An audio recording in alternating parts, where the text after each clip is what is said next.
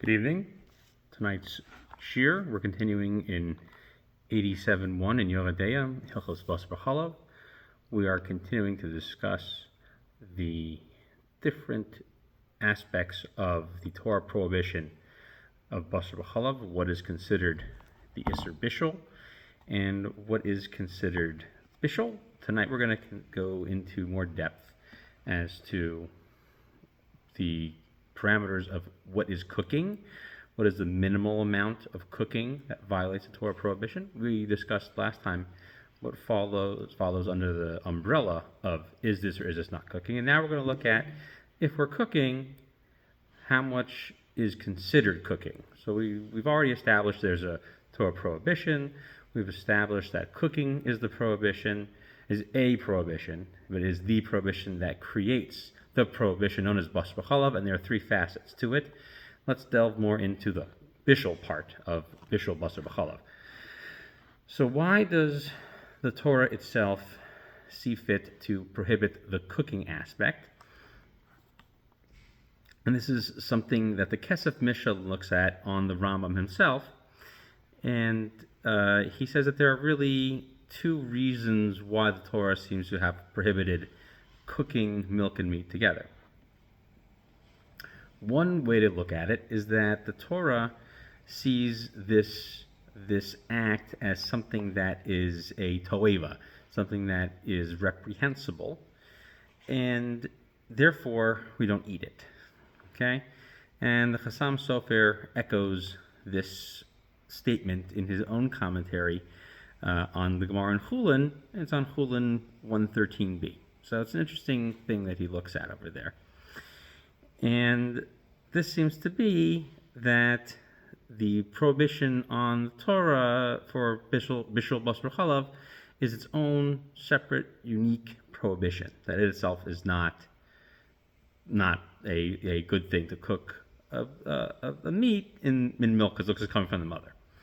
Okay. Another way to look at it is that it is a prohibition to not come to eat them together. Okay, so meaning it's not the cooking itself that's the problem, it's eating them together that's the problem. So what's the difference between those two things? Because the Torah prohibits both of them. So and I have a note over here from the Shut Dovev Misharim that he says that there is an interesting nafkamina between these two statements. Is that if you were able to look at sort of the chemical breakdown of these two items when they're mixed together, and you actually broke down basar chalav, you could see how they're intermingled together, and through that manner you would not eat basar chalav. Okay, and this would be simple enough to go ahead and heat it to dissipate one from the other. You could remove one if you were able to identify the boiling point perceivably from each one of these things. And he seems to say that since I can't really eliminate one from the other, I'm going to come to eat that together. Okay? So he said the hard Tzvi seems to think that even if you were able to go ahead and eliminate through some chemical or somehow able to identify that you have completely removed every trace of milk from the meat, that still would leave a prohibited item. So it's not the fact that they're together, it's the fact that they have been cooked once. And even if you were able to completely extract one from the other, the Torah would still prohibit it. So what about if these things are no longer edible? Meaning, let's say you have spoiled meat and spoiled milk. So is it something that it just can't be eaten together? Or is it something that it's the cooking itself that creates the prohibition themselves? So if it's the cooking itself they're supposed to stay away from, and that's the problem. So then if there is a case where I'm not going to eat them together, there shouldn't really be a Torah prohibition on cooking them together. So this is something else that the Har Tzvi himself, for Tzvi Pesach echoes, which is that the cooking action itself is something that is prohibited, So this would be prohibited if the main thrust of the prohibition is the cooking and not just cooking to eat them together. However, the other way to look at it would say that that it's something you would want to eat together. Then, if they were not really edible, even though it's still basar b'chalav right now, maybe the Torah wouldn't prohibit that. Okay, so then there's another question: is what if I want to make something basar b'chalav, but I don't want them for the purpose of eating them? Is this still a Torah prohibition? Okay, so are we saying that the two prohibitions go hand in hand, and therefore one doesn't go without the other, or do they go together? And so then the question is, if I don't want to eat it, maybe I don't need to cook it. Maybe I don't need to worry about cooking it on a Torah level, because one would not apply without the other. However, if I'm going to say that the problem is the cooking them together, then this should also be prohibited. So this would mean that, for example, if you got a job where all you're doing is cooking basar b'chalav, let's say you want to take a job where all you're going to do is make cheeseburgers. Well, you're not going to eat them, but can I go ahead and make them? So this would imply that, no, I couldn't get a job making cheeseburgers, for example. Or if your job was to run a factory, for example, where you're making a pet food, and sometimes the pet food would have, well, let's say, dairy products and meat products mixed together, would this be something that is prohibited because the actual act of cooking them together, even though they're not meant for human consumption, would those be problematic? My notes over here seem to say that pretty much everybody seems to feel that this is a problem. So this is basically something that we would want to do. And so therefore, if we're talking about the cooking, the process of cooking being the main thrust of the prohibition, then you have to cook at least something that's the size of kazayas, like every other prohibition in the Torah, and that's something that would have to be addressed. I do have a note over here that from Rav Yosef Chaim Sonnenfeld, that he says that if you start cooking it and it doesn't get cooked all the way, then you are not liable for the prohibition. You're chayav for the bishul in that case, because you have to cook it so that the whole entire amount of kazayas will be cooked and become edible. Okay? And so this is limiting the prohibition on the case. So therefore, if it was something that was not of that size that was coming to be cooked, you wouldn't be violating it. So if you had something that was pill-sized, for example, you wouldn't be violating a prohibition of bishul. And there's one other interesting thing over here. So there's a question about what if I have Hanukkah candles? I want to make Hanukkah candles, and the fat that I'm going to use to make a Hanukkah candle was basar b'chalav.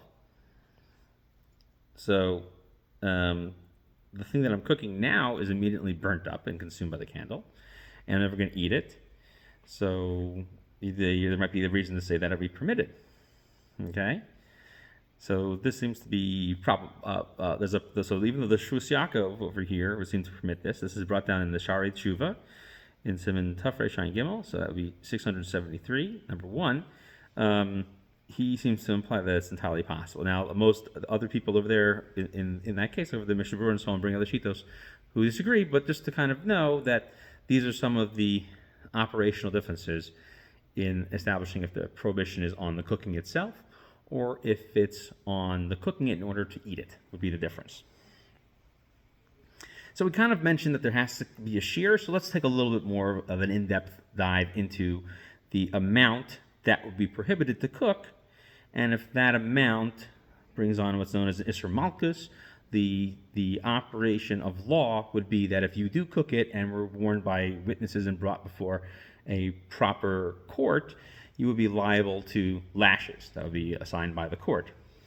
So the Gemara says that if you take half a zayas, half an olive's volume of meat, and half an olive's volume of milk, and cook them together, Amar Rav, look al achilaso. This is a prohibited mixture, and you are chayav for this. Look al bishilo, but you are not chayav. You do not violate for cooking it. So the Gemara says, I don't understand. Either they combine to make the shear, or they don't combine. So I should be chayav for both of them if I cook it and then eat it. What's the difference? So what we're saying is that they really don't add up together. However, they come from a larger pot. That's what the first answer is. And then it says, V'levi Amar, Aflo Kol Bishul. He disagrees. He says, you are chayav for the bishul. Okay? And Tani Levi says that in our Mishnah, he says, that's the shot. So, what's going on over here? Okay, so Rashi says, here's the deal. So the first shot is that when we say that they don't combine to make a shear. So they don't combine to make it a prohibited substance unless they had a shear at the beginning. Okay?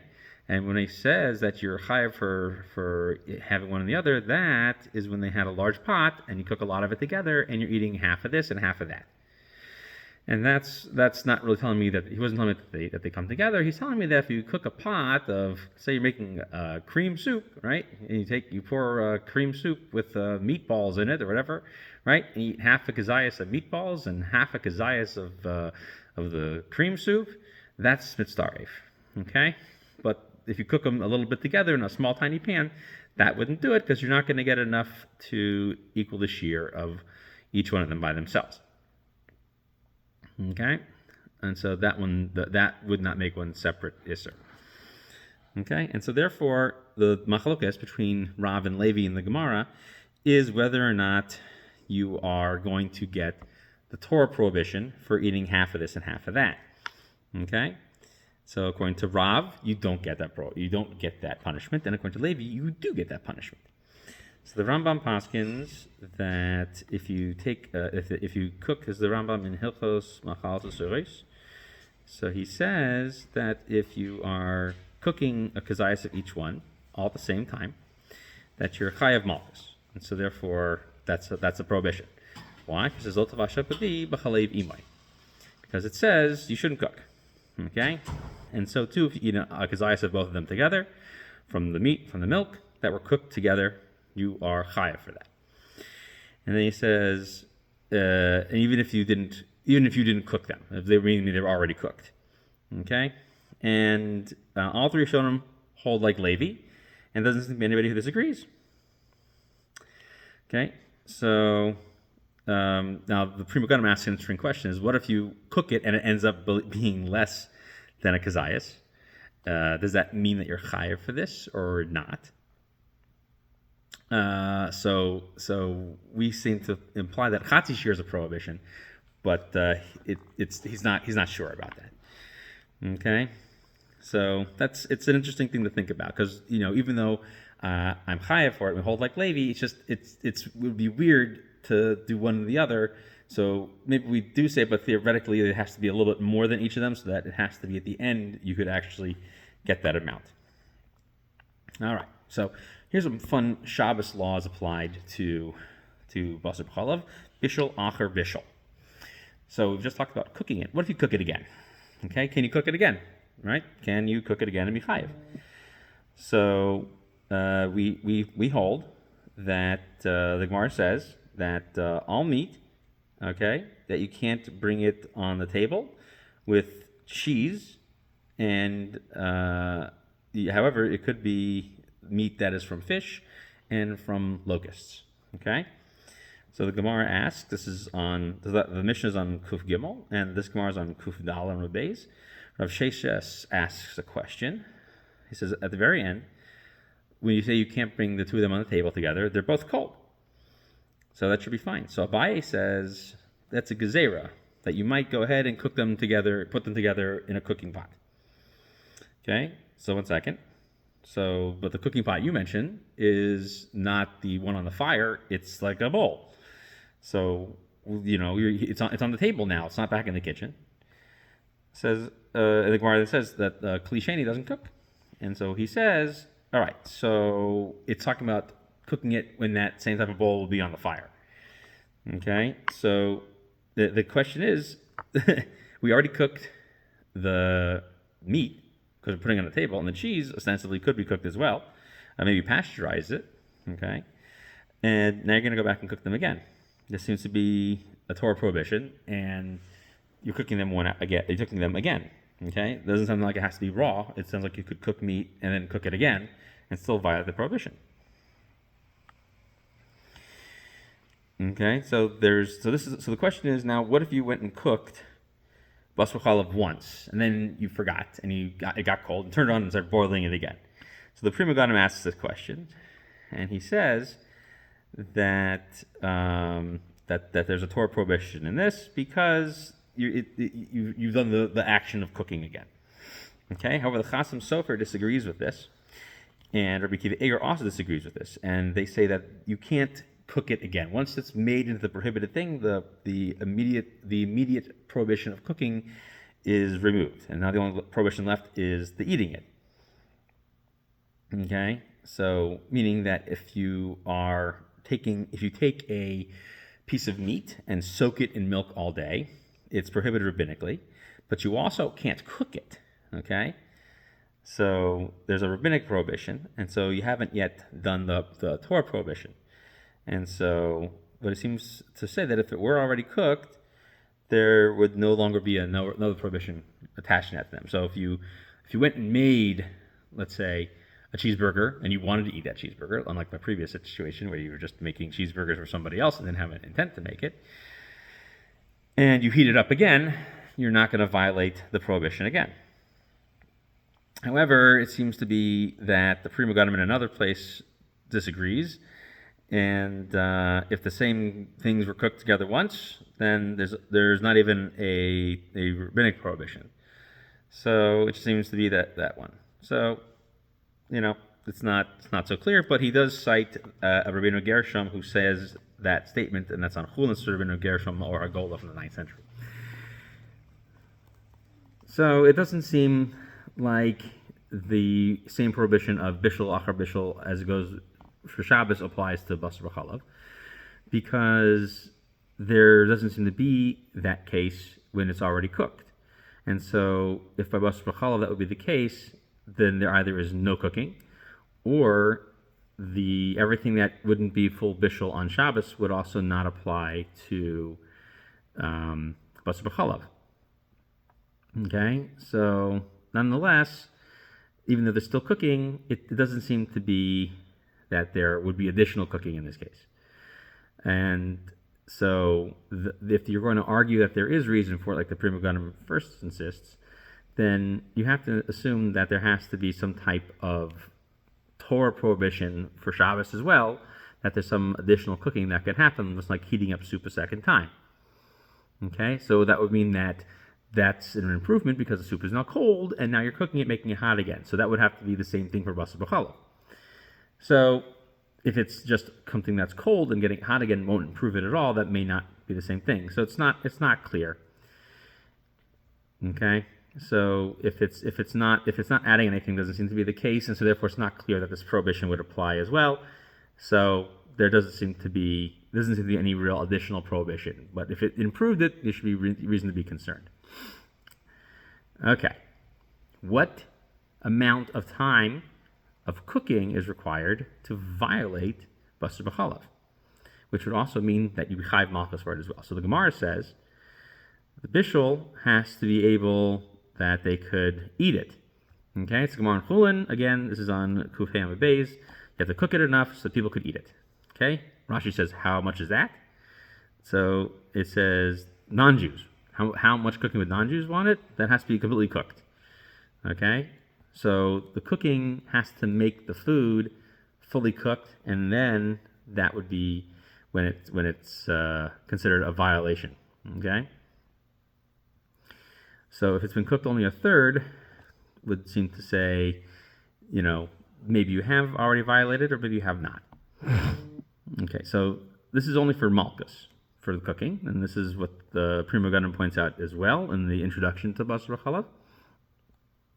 But if it is where the meat fell in by accident, okay, there's a Torah prohibition for eating it, and there's a prohibition for benefiting from it, but you didn't violate the cooking of it because you didn't intend to do it. Okay, so those are interesting things, but you also don't have to stop it. So once it's in there, the prohibition applies, and a Torah level prohibition applies. But if you stop it and get the meat out ahead of time, even though you still have to do all of the same rules about is there shishim, was it yatsa lettuce bow, yada yada yada, and even if it was Yatzalat Espo, that when you go ahead and you interrupt the process, it's going to stop the bishul process, which at the very least would mean that you're not going to violate it. And so it doesn't. Therefore, what we're saying from this Gemara is that it doesn't become prohibited immediately. It has to stay in there long enough to cook it.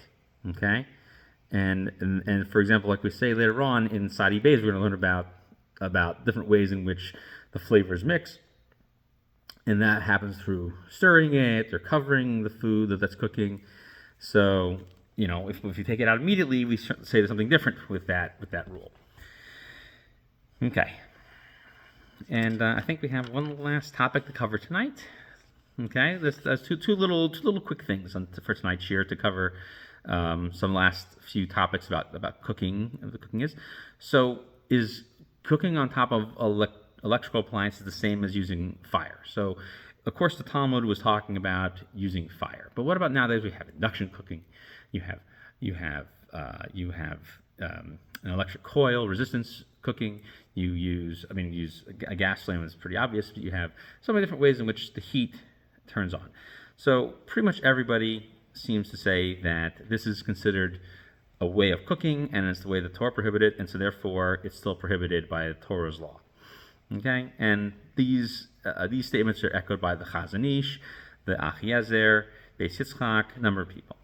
Okay, so but some people say that since it's not actual fire, you can be lenient. This includes like the Maharsham and the Priya Sadeh. Okay, so and these posts can bring down by whether or not using electricity on Shabbos is the same thing, and